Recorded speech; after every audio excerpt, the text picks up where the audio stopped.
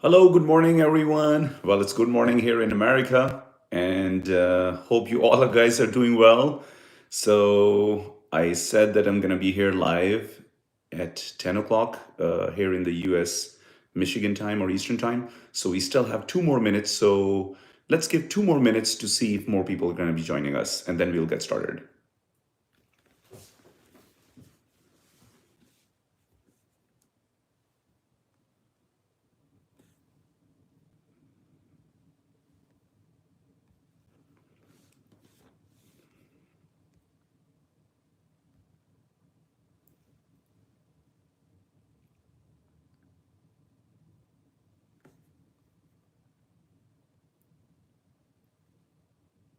So, we'll start in exactly 2 minutes, or maybe a little bit less than 2 minutes.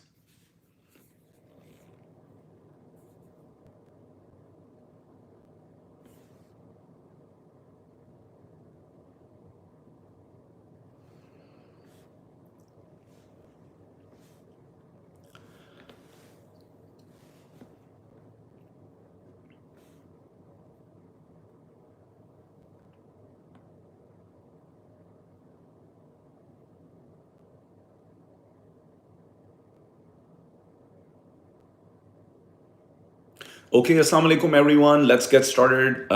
So my name is Wasim Heather, and I am a professor of mechanical and materials engineering at Central Michigan University in the US.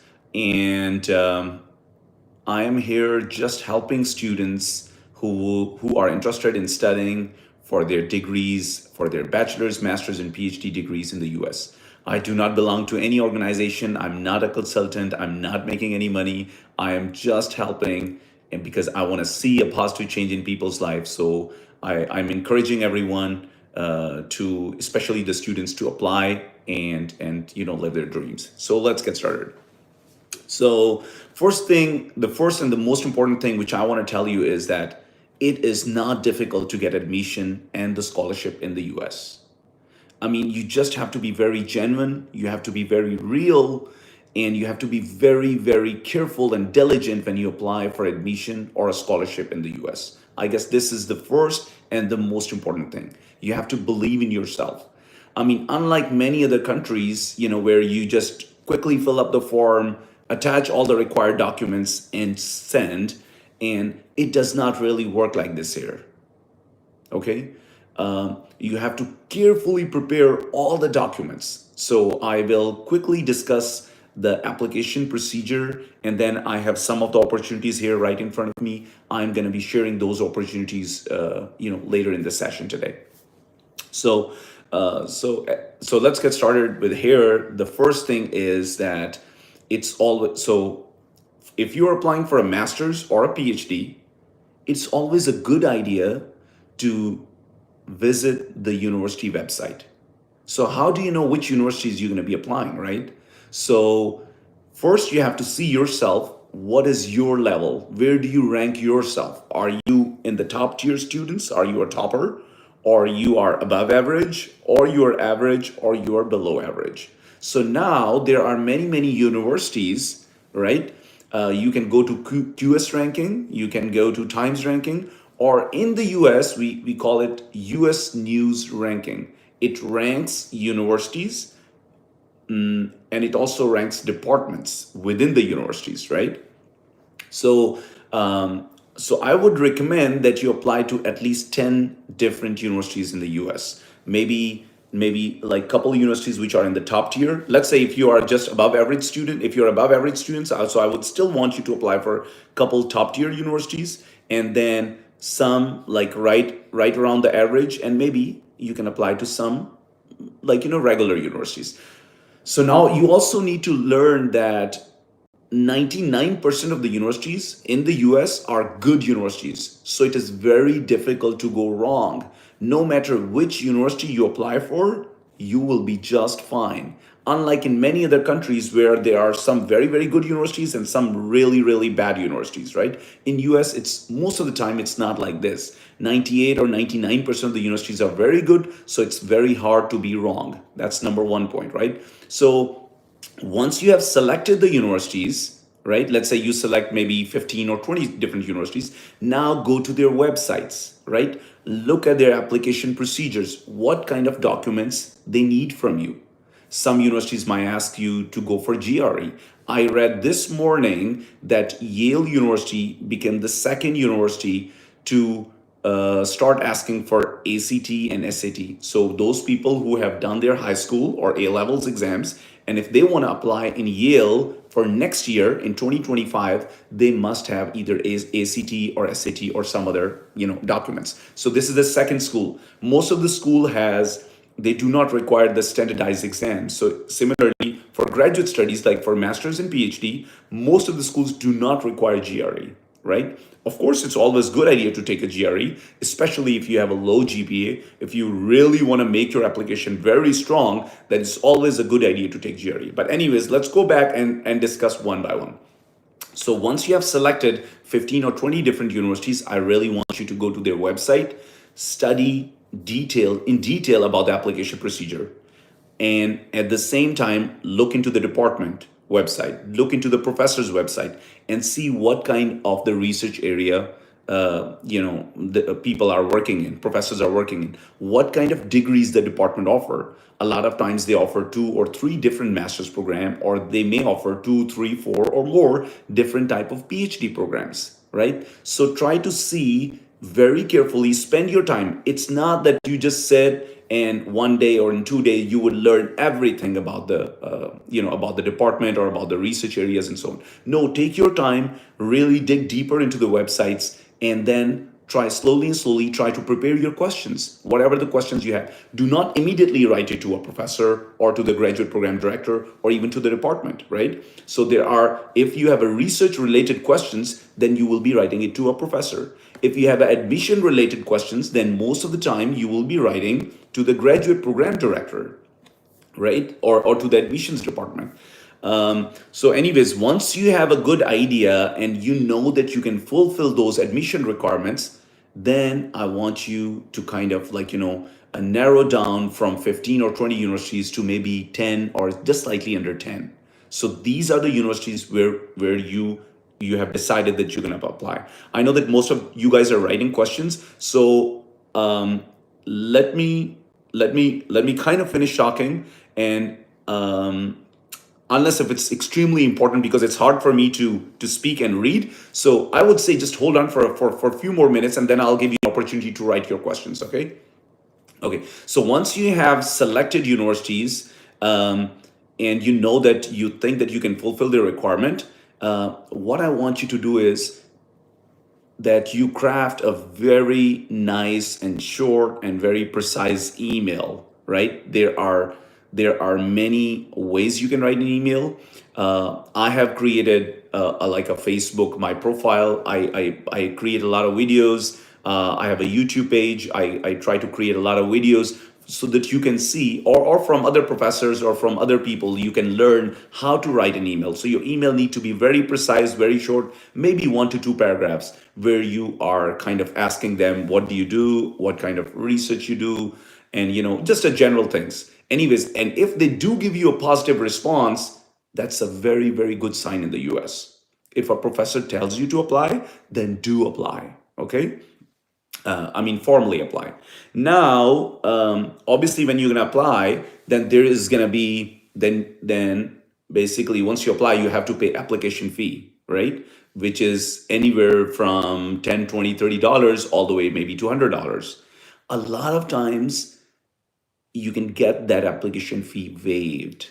There are different ways you can get the waiver. So, for example, one of the way is a lot of universities advertise that they are waiving their application fee. I'm going to be sharing with you. I have some information here, so I'm going to be sharing with you which universities are waiving their application fee recently.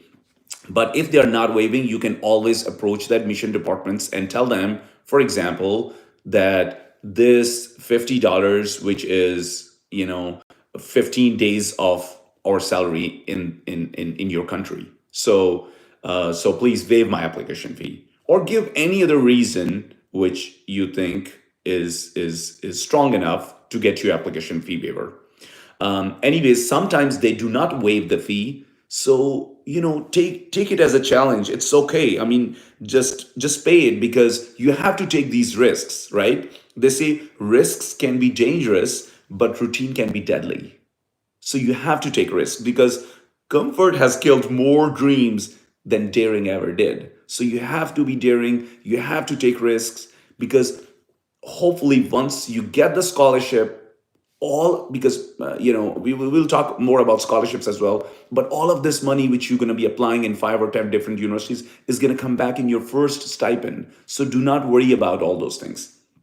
Anyways, and then for the first and most important thing is basically the application form. Make sure it is very carefully filled.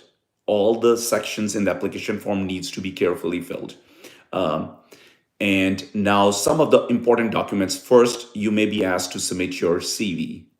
So US CV is different from the Europass or some other types of CVs, because most of the time in our CVs in the US, we do not write a lot of like personal information, right? We just write name, your email address, your phone number, and your physical address, right? These are the max four things you need.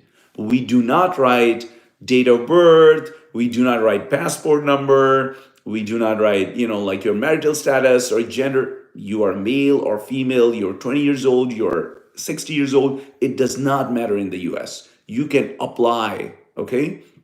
And it does not matter what your socioeconomic status is. Most of the time, there's not really need-based scholarships. So whether you're rich or you're poor, you're male or female, you're young or old, you can apply for those scholarships. Do not be reluctant.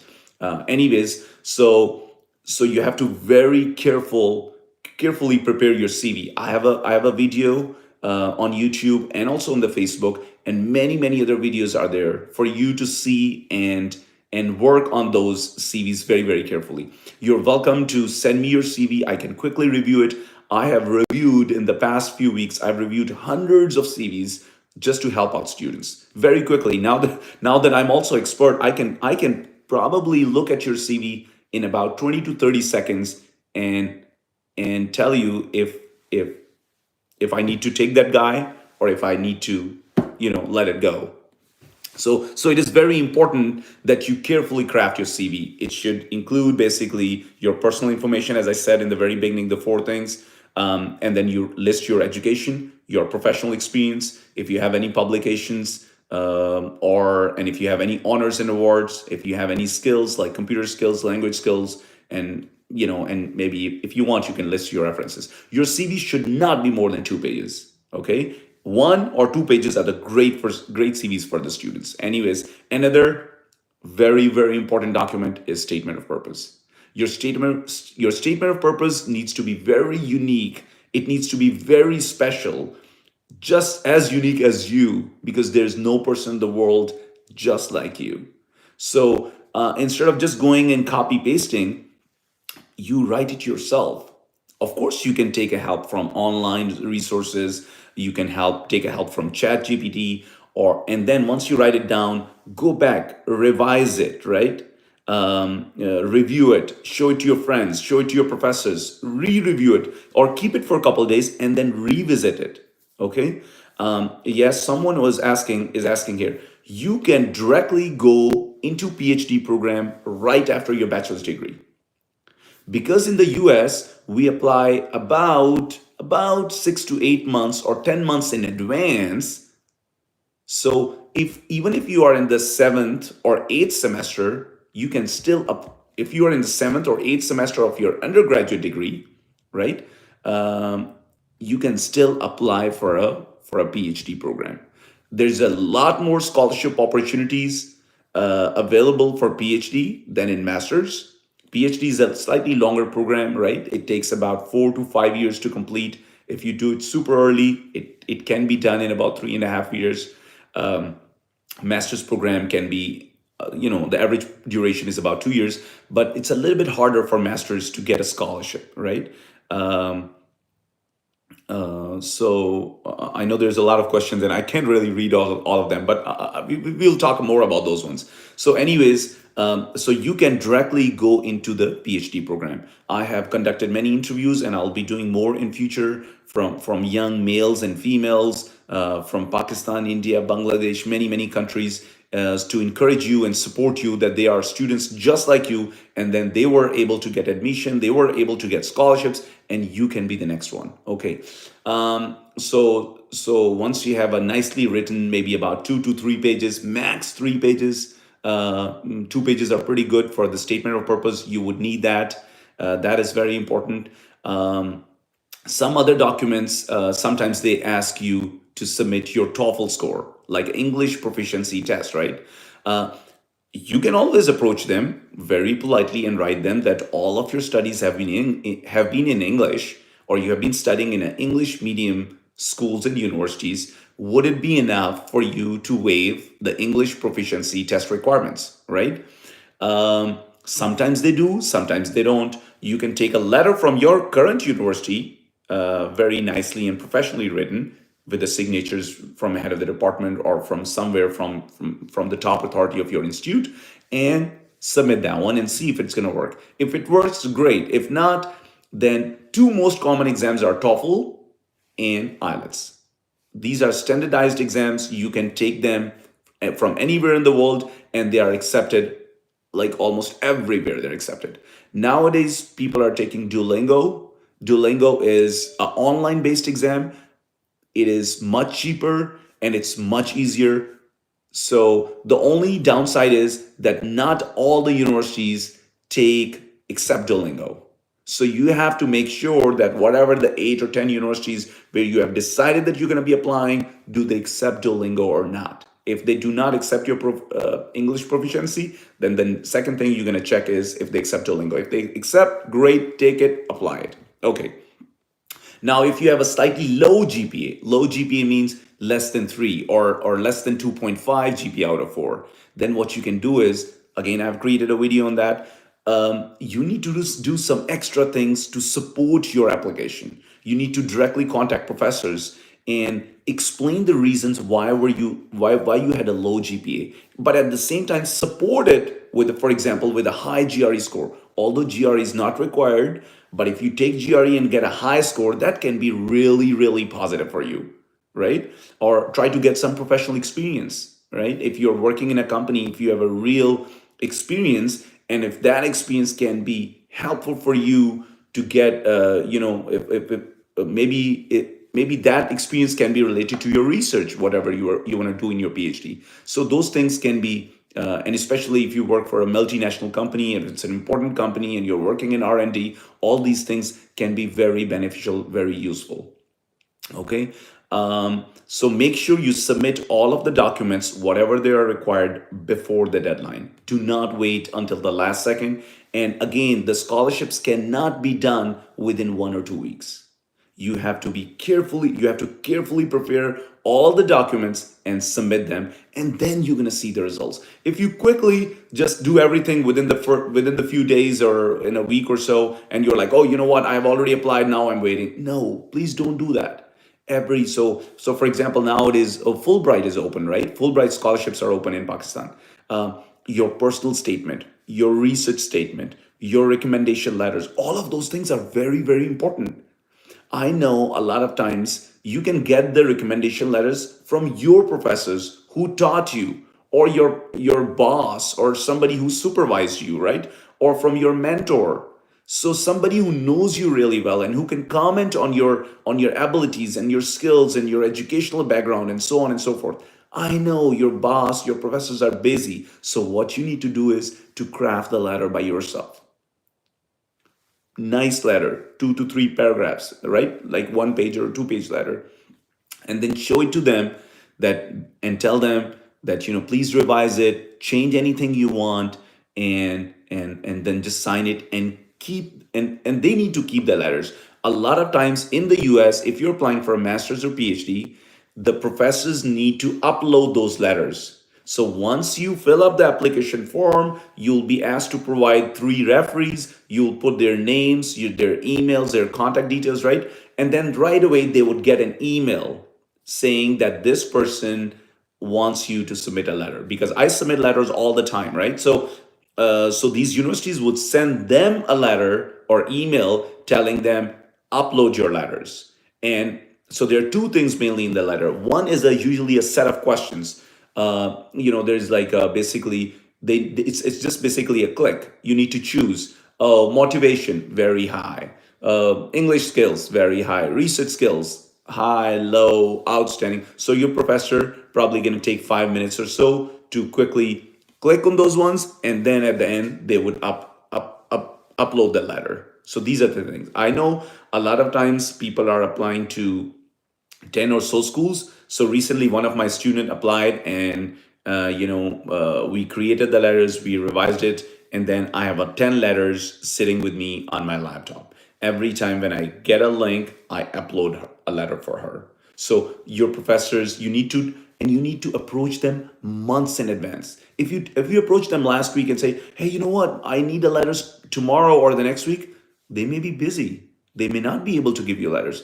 I have right now a lot of letters pending, right? Because people are asking for last second, even if it takes 2 to 3 minutes. But sometimes we don't have even that time. So please prepare in advance. If I were you, with all this experience, I would go at least a month in advance to my professor, or maybe a couple months in advance, and talk with them. Hi, how are you? I just want you to submit a letter for me. And then a week later or so, if they ask you, okay, give me a draft, you give the draft, nice draft. Of course, your drafts needs to be very well thought, very well written, right? And tell them, please revise it. Give them initially in the Word document. And then once it's all final, once they sign it, whatever, scan it and make it a PDF out of it. Okay, anyways.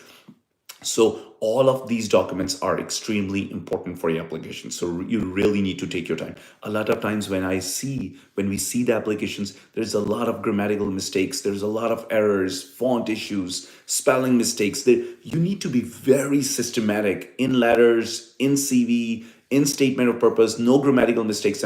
And then you're going to see the results. Because remember, people from all over the world are, I mean, we have applications from Brazil, from Argentina, Chile, India, China, Pakistan, Bangladesh, and European countries. And so there are many people who wants to apply. And it's okay. By the way, someone was saying, oh, I got a score of 6 band, or that's okay. If you get a low score, repeat it. That's not a problem. In US, a lot of my students who like, before COVID, when the GRE was compulsory, a lot of students were taking GRE 2 or 3 times. And I know it's kind of expensive exam, but for example, Fulbright in Pakistan, they can reimburse the GRE fee for you if you get a higher score. There are other agencies also, sometimes they can waive your, or they can reimburse your fee if you get a score of, I don't know, 320 or 330 out of 340. So if you get a very high score, you can get a GRE fee waiver. But again, as I said, oh, okay, and also another thing, once you apply and everything, usually anywhere between 2 to 3 weeks, all the way to maybe 2 to 3 months, you will receive a decision. Okay.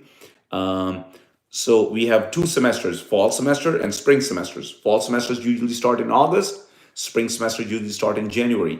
And a lot of time, we have another semester too, we call it summer semester, which starts mainly in May or June. Some schools accept applications for all 3 semesters.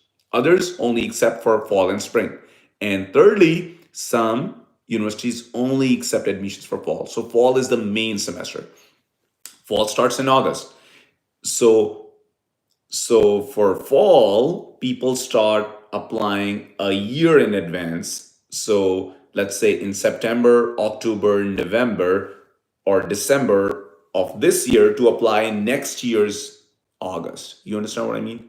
So so most of the deadlines are in January, February. So most of the schools in the US, so for example, now for fall 2024, which is August 2024, I would say good 70% of the schools have already stopped taking the applications. If you have applied, great. There are some schools which are still accepting. You can still apply, but there are But that's okay. You can start preparing your applications now for the next year, right? Or if the particular school which you're applying, they may take applications in for spring, right, which is January 2025. Right now is a perfect time to apply for January 2025. It's okay to be late. I mean, don't worry. 5, 10, 20 years from now, this 6 months or 1 year is not a big deal. You're not going to even remember that till the time you follow the plan. So people are asking, a lot of questions, and even sometimes when people ask questions, we can see what kind of the mind frame they are coming from, and so on and so forth. Okay. So very quickly, I'll just maybe for 1 or 2 minutes, I see if you have any questions, type it in very quickly, and before I give you the opportunities. um, Most of the schools in the US are big, right? Such as Florida International University in Miami or University of Florida in Gainesville. They have almost all the majors you can apply to.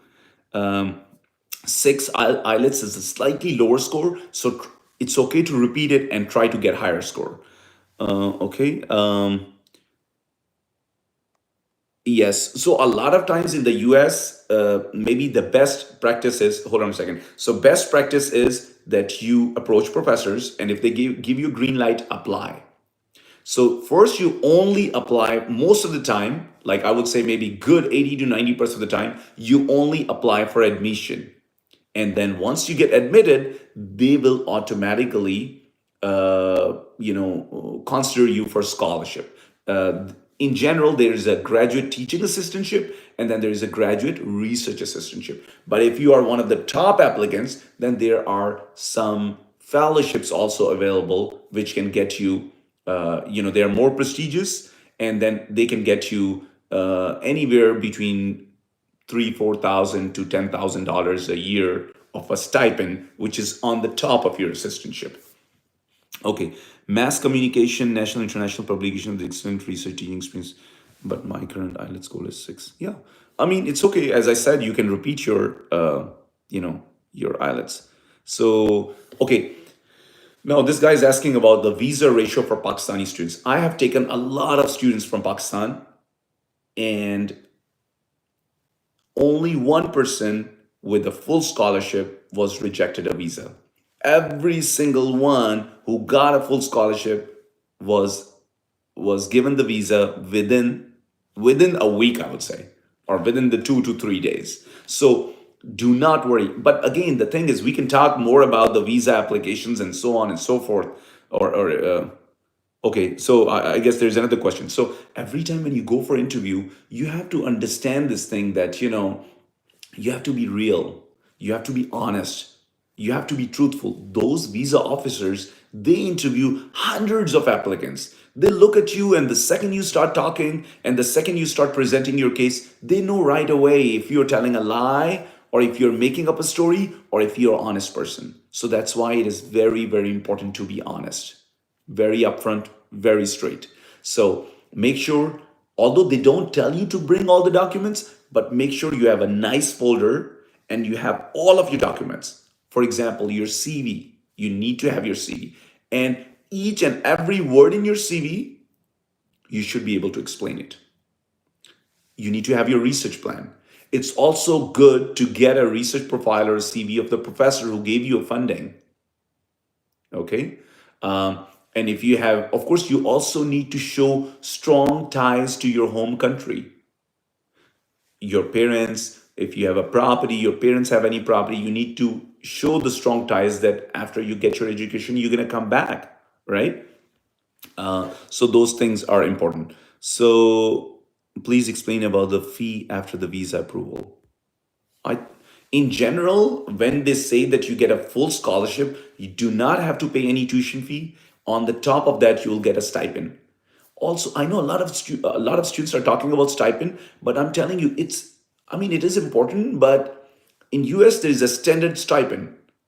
Any university or any professor, they must meet the minimum requirement, which is the state requirement or the federal requirements. They cannot give you a scholarship or stipend lower than that. So nowadays, I would be highly surprised if anybody is getting $1,400 or $500 lower than that for their master's degree if they get a full scholarship.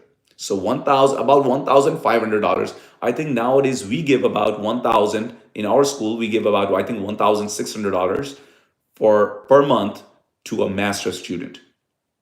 Similarly, for PhD, I would say the standard is about $2,100 or $2,200 per month for a PhD student. I think you can live in a nice way with $1,000 or $1,200 or so. So you can always save some money, especially for PhD student. If you have a spouse, if you have a one or two kids, not a problem at all. That this money which you're gonna get 2,000 or 2,200 if you are in a high expense cities such as New York City, Los Angeles, Chicago, most of the time the stipends are going to be much higher there. The stipends can easily go up to $3,000 a month, and that should be enough for you to live with your spouse and with your one or two kids. Most of the schools in the US, public schools for your kids, are going to be free. You don't have to pay for it. A lot of times they also provide you your health insurance, or you can pay $100 to $200 every month to support your family for the health insurance. So again, all these things to me are minor. You don't have to worry about it. These are all standard. There's a lot of help available. There's a lot of support available once you're here, because I talk with students all the time. So if I were you, I would not worry about those things. Oh, how much money I'm gonna get or how I'm gonna survive. If you're coming as a single, I am pretty sure that you will be able to save a few $100s every month. And if you're coming with a family with one or two kids, you should have enough money to survive in a good way. So I think you need to focus on your application. You need to focus on your research. You need to focus on other things instead of just focusing on how much you're going to be making and how much you're going to be saving. Those things are, to me, are not important. If you're focusing on those things, you should not. Okay, so I did my bachelor, BS, and gold medalist in the U.S. Chemical Engineering Department is working on photocatalysis. I'm not sure. I didn't really get your question. So how we can, please write your questions very brief, very precise. How can we check which university will be fit according to your profile? 3.1 IELTS good, couple of publications. As I said, most of the universities are good schools. 98, 99% of universities are good. If you are a top student,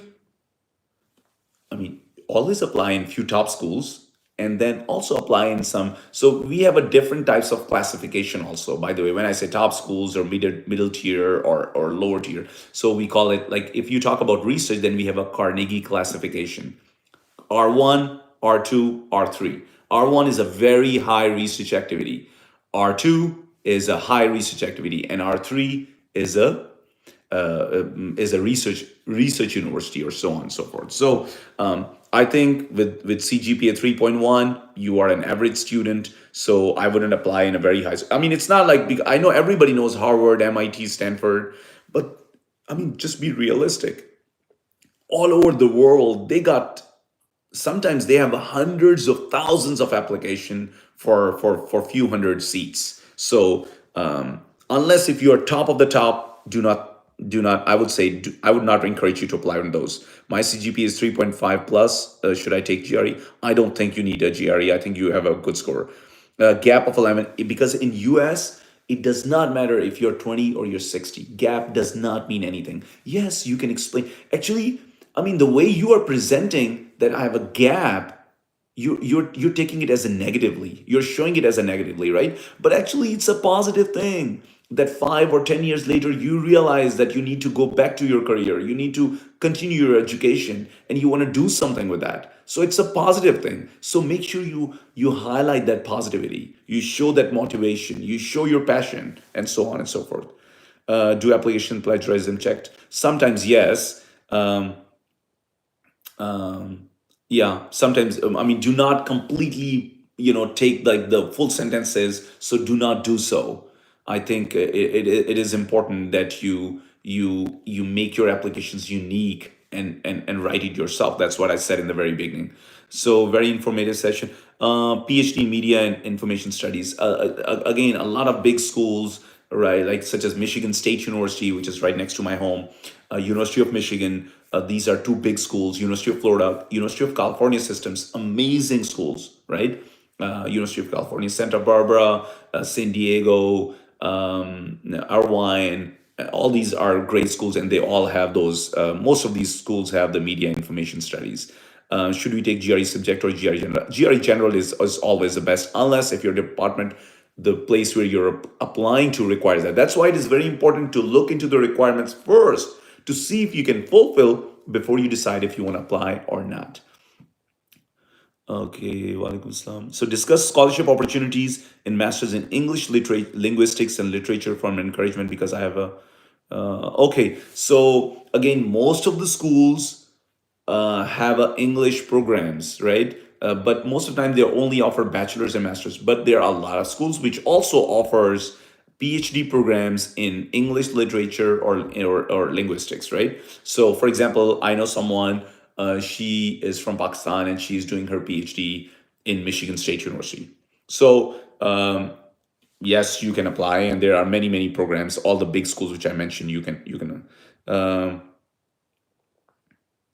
so the best time to start preparing your application is September, October, November, December, to apply for next year August. That's a fall semester. That's where all the, applications are happening. Then a lot of applications have deadline in January. Some have then in February. Sometimes they have in March or in April, and then it kind of dies down. So again, I mean, you're asking me, oh, I should suggest the universities offering PhD in media studies. As I said, go to QS ranking, go to US News ranking, put in your department, you'll get the whole list. Or maybe I'll ask one of my student, or I'll make myself a short video screen, record my screen and show you how we can look for those visa, how we can look for the universities. What about the visa ratio? We I think we already talked about it. If you have a full scholarship, if you're honest, you are straightforward, you are to the point, you have all the documents you need, I don't think visa is any problem at all. Because most of the time people go and they lie. They are afraid, they are scared, they don't talk straight. Whatever you are being asked, be precise, be accurate, you should be fine. Okay.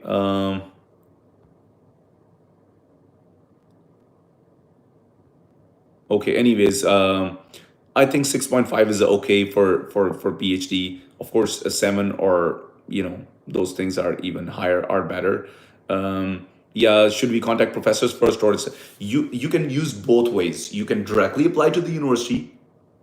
Once you get admission, you can always contact a professor and say, hey, you know what? I already got admission. This is my research area, and I'm interested in your research. Are you looking for it? Please do not beg. A lot of students contact me, and as if they're playing a role, as if they have, they say they're almost begging. Please do not beg. Be confident, have dignity and integrity. They will give you admission because you deserve it. You're a good candidate. You have a strong resume. You have a great academic credentials. Not like, oh, I'm looking for a position and please give me one, and I'm sure I'm gonna work hard and I'm gonna never. I mean, don't be like that. Just be honest, be confident. At the same time, be very humble, in a sense that, hi, professor, I'm very interested in looking, or I'm very interested in your research, and I was wondering if you're looking for any students, or I'm interested in a PhD position. Would there be any time to talk to you, or for a virtual meeting? Call for a virtual meeting, 5-10 minutes, introduce yourself, because they want to talk to you. And by the way, every time if you apply for admission, and if they ask you to come for an interview, even if they call it that it's an informal interview, they just want to talk to you, you take it as a formal. It's always a good idea to prepare a few slides from your past research if you have done anything, even if they don't ask you. And when you start talking, you can always ask them, hey, I have a few slides, if you want I can show it to you. But in general, most of the interviews are not technical. They will, and even if they do, they will not ask. They're not going to go in detail about your technical questions, right? So they will just ask you to basically Tell me about yourself, tell me about your past research experience, why you want to join universities, and so on and so forth. But again, I have made a videos.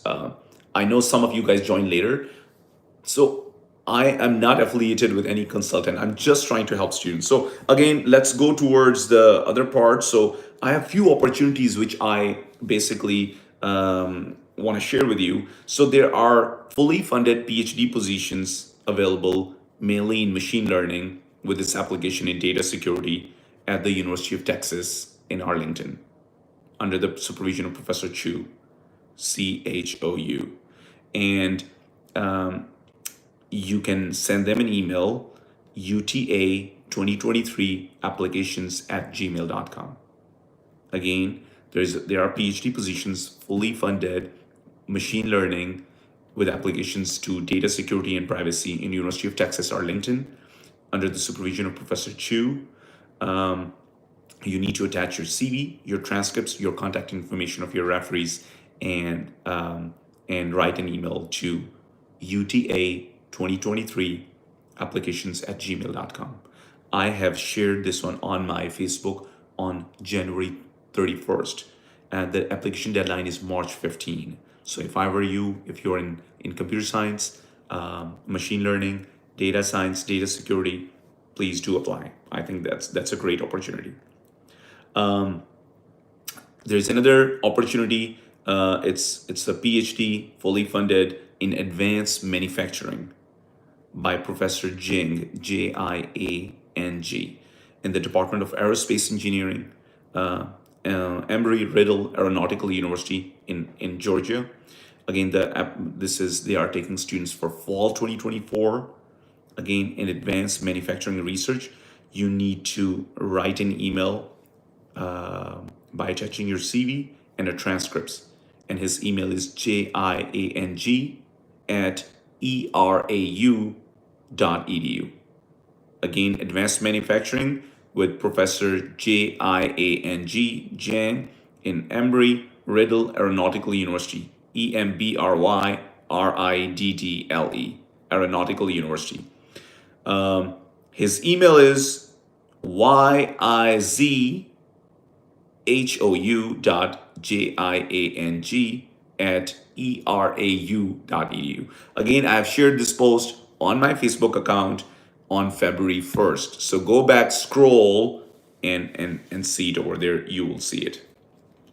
Purdue University here in Indiana has waived a lot of application fee for a lot of students. They had a session on February 7th. I shared with a lot of you guys. So there's a lot of opportunities, especially if you are in sciences, natural sciences, or if you're in engineering. And there are also like arts majors as well. But this university is a big school, so try to see they are still also accepting applications, and you can also request for the application fee waiver. Okay. So for undergrad students, those who wants to come for BA or BSc, Texas Tech University is accepting applications until April 15th. And they have a special scholarships, which they call it University Presidential Scholarships. If you have done FAFSC or A levels or IB, and if you have a very high grades, very high marks, I would highly encourage you to apply for this University Presidential Scholarship in Texas Tech University, and deadline is April 15th. Another opportunity in the Department of Electrical and Computer Engineering at University of Alabama, Tuscaloosa. Okay. Lot of different areas are there. Underwater wireless communication, modeling, simulation, and control systems of power systems and microgrids, advanced signal processing and machine learning, machine and deep machine learning, right? In variable devices. A lot of different scholarships are available. University of Alabama, Tuscaloosa for fall 2024. I have a lot of emails. I have shared this link on February 8th on my Facebook. So if you want, please go back and look into it. So I see someone is asking, how do I prepare for IELTS and TOEFL? Again, for any language, there's reading, writing, listening, and speaking. So if you are taking IELTS, I would encourage you to download an app, let's say for BBC, and start listening. So it will not only improve your listening, but also improve your speaking. If you're thinking to go for TOEFL, then you can download either Voice of America or CNN app on your cell phone and just listen. I mean, watching TV is not good, but listening is the key. Once you listen, because listening and speaking goes together. If you listen a lot, at least 30 minutes a day for a few months, you would definitely see your listening and your speaking would improve. And also for reading and writing goes together, always try to read. You can read newspapers on different, like or read like magazines like Time Magazine, Economist. You can read New York Times, Washington Post, Chicago Tribune. All of those ones, or read other news, British news. I don't know too much about it, but you can read those ones. Um, how we can make our case stronger, especially for PhD applications like statement of purpose, CV, and letter of intent. Again, I mean, of course, highlight whatever you have done, be honest. Especially in your statement of purpose, you need to kind of show your motivation. Why are you motivated in that PhD, right? And that has to be very unique and very special to you. um, and of course highlight your research experience, if you have done any job, if you have any honors and awards, without being arrogant. Stay humble, but highlight all those things. So say it without saying it, right? So how do we apply separately for PhD and master's in scholarship application? So again, a lot of times in the US, you don't. There's a lot of times, or most of the times, there's not a separate application for the US. Once you apply for admission for PhD, like almost all of them come on a scholarship. As I said before, PhD. If you apply for PhD, you can apply directly after bachelor's or after your master's. Basically, after 16 years of education, and then you have a lot more chances to get a scholarship for PhD than the masters. In masters, they do offer scholarships, but not a whole lot. All right. Okay. So another opportunity is in Western Michigan University in PhD tracks in engineering and applied sciences. Deadline is March 1st. Again, Western Michigan University, PhD in engineering and applied sciences. They have two track actually. They have engineering track and applied sciences track. So you need to see if maybe some professors are working in mechanical area, others are working in electrical or computer or material science and engineering, and so on and so forth. So you need to see like where your research is going to fit with that person or with that professor, and then apply from there. So you still have few more days to go. Deadline is March 1st. Also in Pakistan, Fulbright USEFP, United States Education Foundation Pakistan, is asking for applications for Fulbright. I've created a video on Fulbright. There's a lot of information out there. Make sure you carefully prepare your applications, and I think the deadline is February 29th.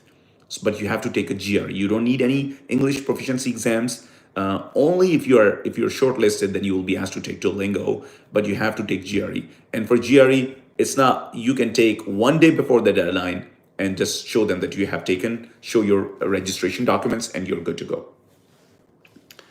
Okay.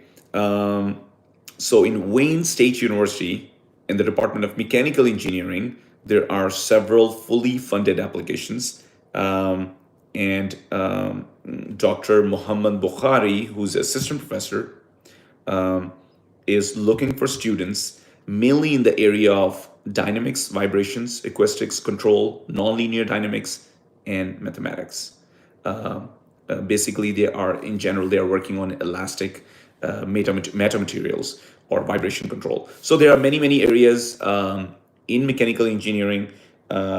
So you can look into those. I don't know the date, but I have shared this opportunity on my Facebook. If you are interested, write an email to Bukhari, Bukhari, at Wayne, WAYNE.edu.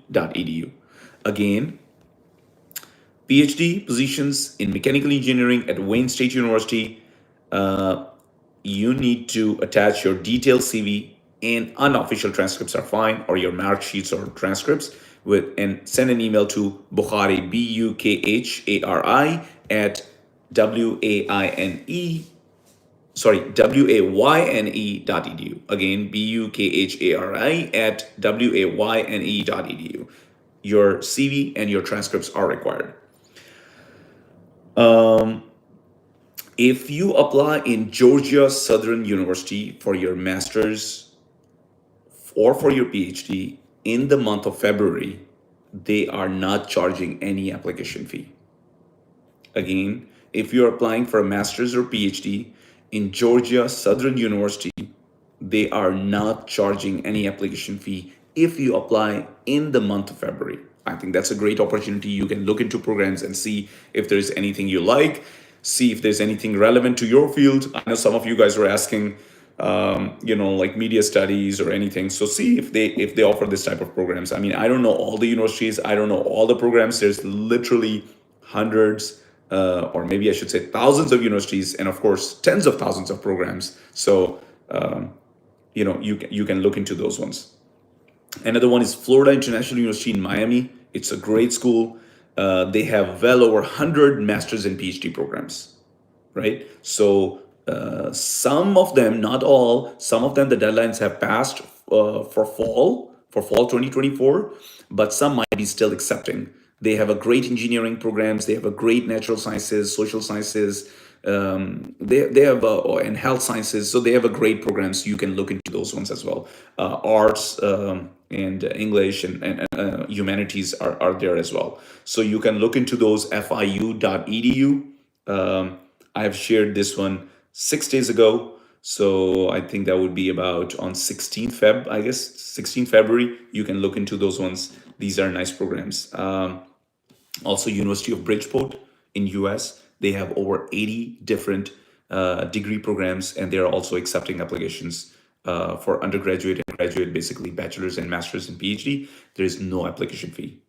So no application fee for University of Bridgeport for fall 2024, and they are taking applications right now. So where you can apply, right? Okay. Virginia Union University, no application fees, no application fee, no GRE required, no GMAT required, and you will quickly get your decision if you apply in Virginia Union University. Okay. So with that being said, this is kind of what I have for today. I can wait for a couple more minutes and see if you have any last minute important questions. So I'm gonna go all the way towards the end. Can I get a fully funded scholarship with 2.5? Yeah, two public. So again, your publications are great. I think it would be nice if you take GRE, get very high score. I met a student from Pakistan with a GPA of 2.5, and it took him. He was very consistent, very hardworking, very passionate. His GPA was 2.5. It took him, I think, 2 years to get here, but finally he's doing his PhD currently. I can interview him and see so that he can give you more tips. But I guess if you're consistent and passionate, you can definitely get a scholarship, especially because you have two publications. And I think if you take GRE, that might help as well.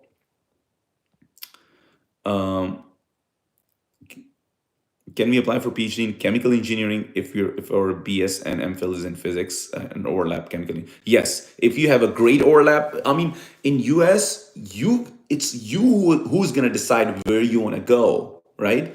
If your fields are very, very relevant and if they are overlapping, I have seen last time you might have seen some of the interviews. I met two students from Pakistan. One was doing his PhD. They both are doing the dual PhD. So basically, they are doing PhD in two subjects. One guy was doing a PhD in computer science and agriculture engineering. And I met a female student from Pakistan. She was doing her PhD in environmental science and policy. So, I mean, physics, chemical engineering, if there's a good overlap, for sure that is possible. What about the age category? Age above 45. Again, as I said in the beginning, there is no age category. You can be 45 or 55, you can do your PhD, or you can go for a postdoc. GRE or IELTS are required. GRE, most of the time it's not required, but IELTS or English proficiency exam would be required. Why professors of USA don't reply to the emails? Because a lot of times because the emails are not carefully crafted. If you do like a copy paste, or if you write too much, or one line email, I get one line email and I get like pages and pages of email. So, and of course, we are also human beings.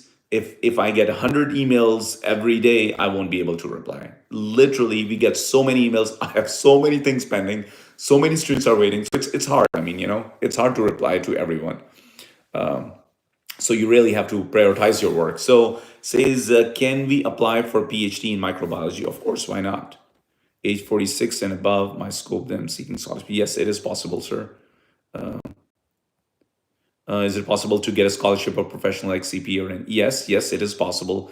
GPA of 3.5, should I go for GRE? Again, you are right on the borderline, 3.3. Again, sometimes they ask you to evaluate your degrees. Not all universities, but sometimes they would ask you to evaluate your degrees um, from the evaluation agencies like WES. So let's say if you go for evaluation, if your 3.3 becomes 3.5 or higher, then you don't really need a GRE. But if it goes lower, then it's a good idea to take GRE.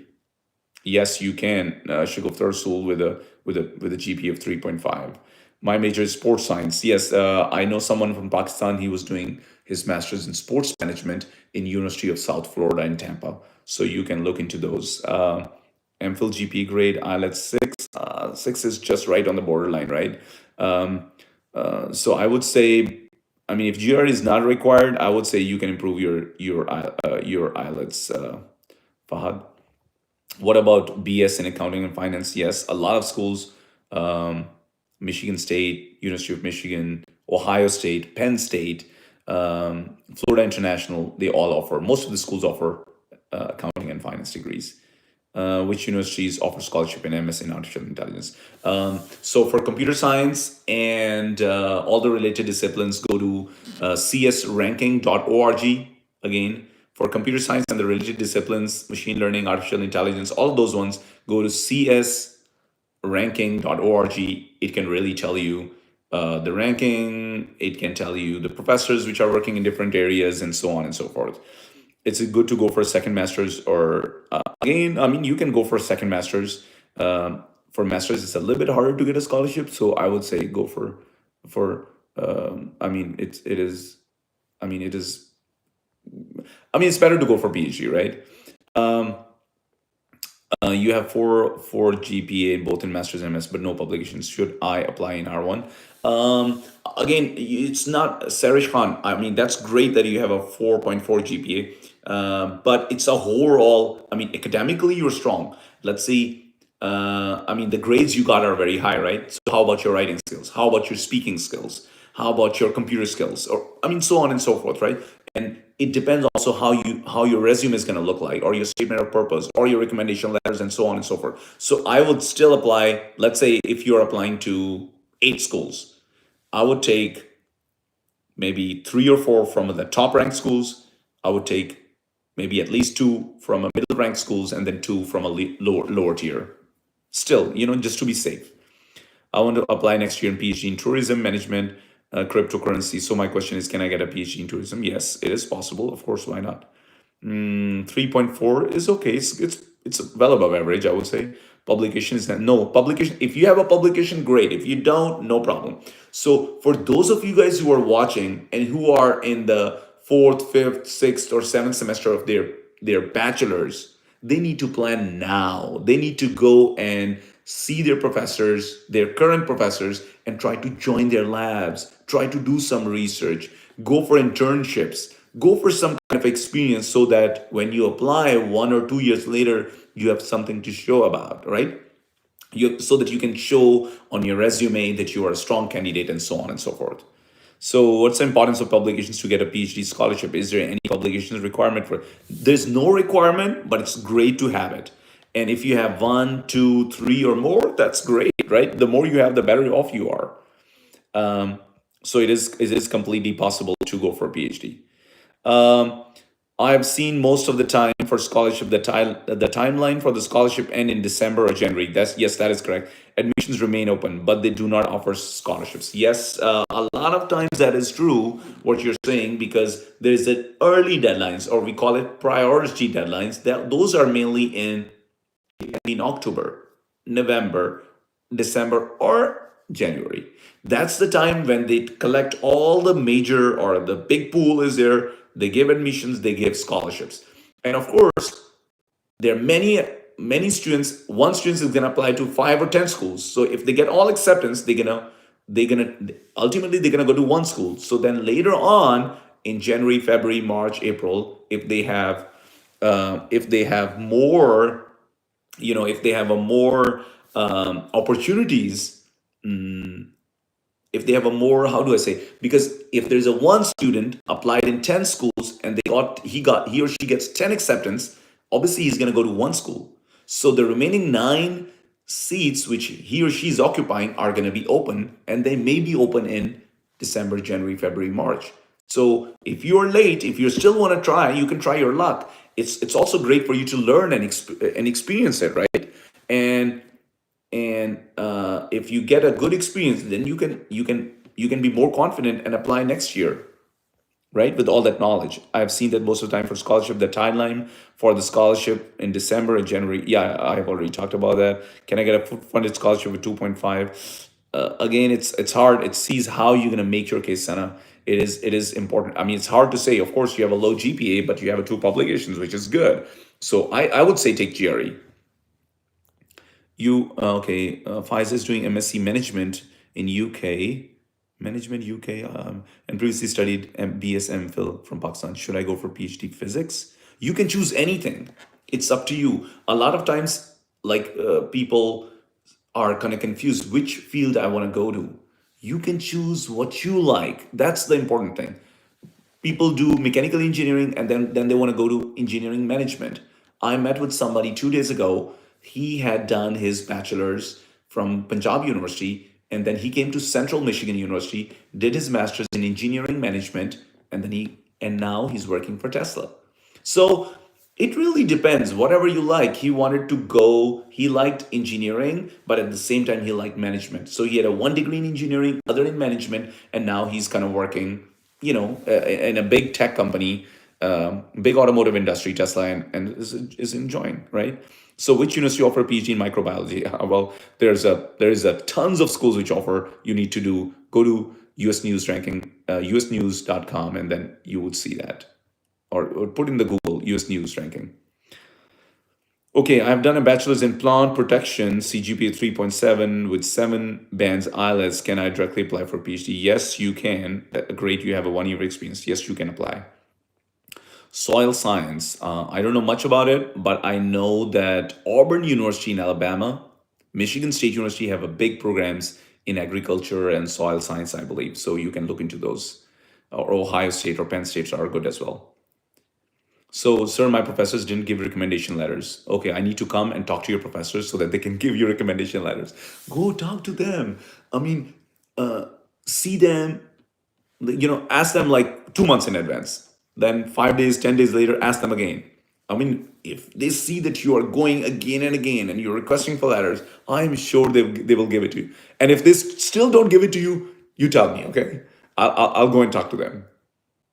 Does it matter if you are the first author or the third author? I mean, it's great to have a first author, but again, that must be your paper. You must have done all the research. You must have written the article. Then that's great. But as a student, I think it's also okay if you are a third, fourth author.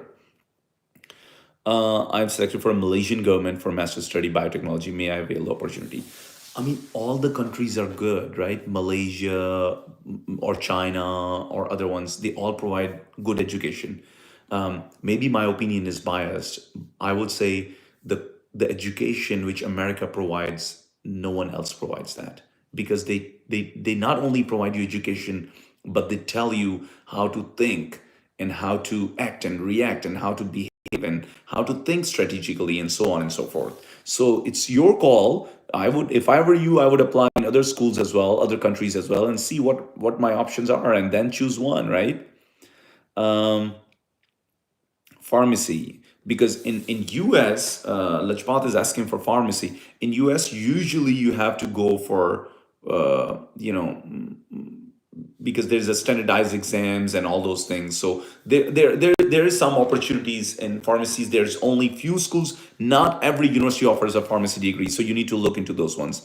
Go to usnewsranking.com and then you will learn. C's in which I have completed graduations. C student which have completed their graduation in C's would they apply for MPhil? I'm sorry, Saman, I didn't get your question.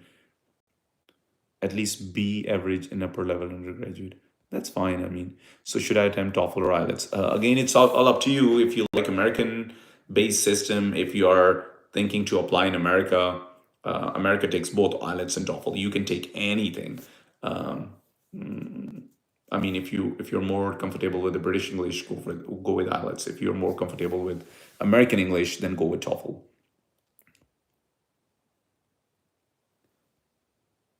Oh, you're a student of class ninth. I do work on my skills, web developing, programming. I want my future to become a software engineer. Give me for is it a scholarship?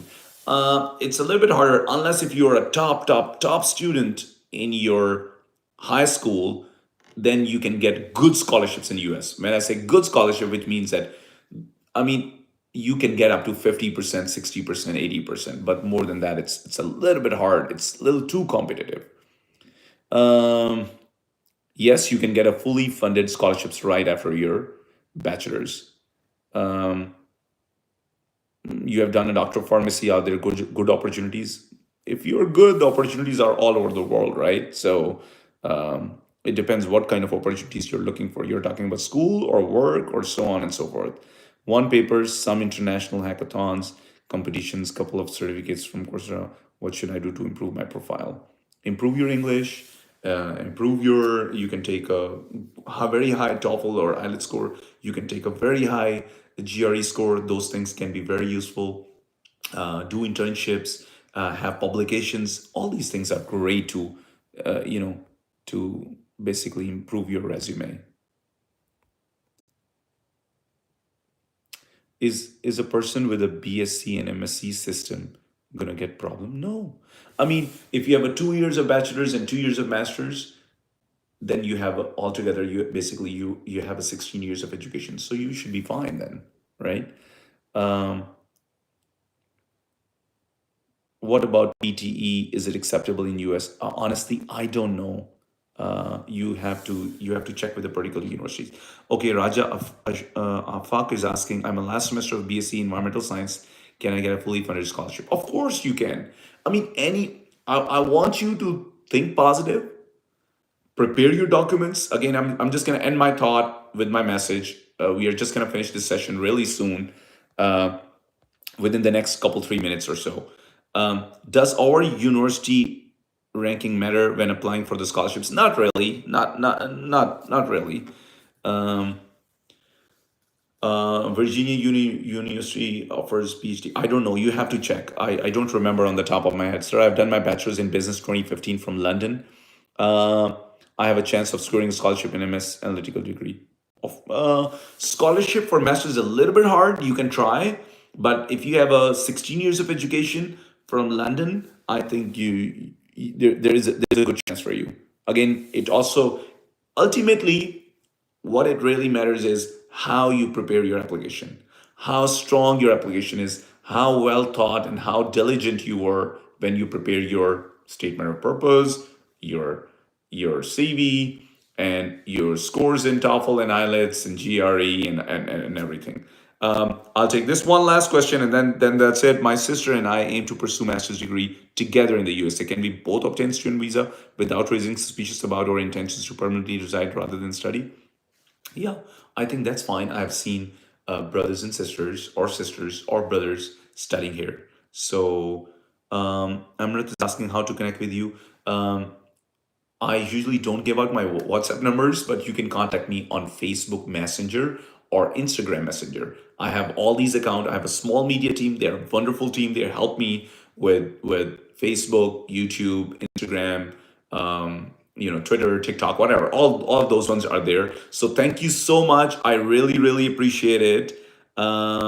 Yes, it's okay. If you have a percentage system, that's fine. You can, no, you don't need a CGPA. You can apply based on what you have. So, with that being said, what's the scope of political science? I think political science is great. I met one Pakistani family, and they were telling me that their daughter is going for political science because she wants to be a lawyer. So she needs to get a 4 years of bachelor's degree in political science before she can go into law school. So thank you so much. I really appreciate it. Thank you for your time. Hope we can get connected. See you either on Facebook or Instagram or on YouTube, and stay blessed. Let me know if you have any questions. I'm always here to help you, and God bless you.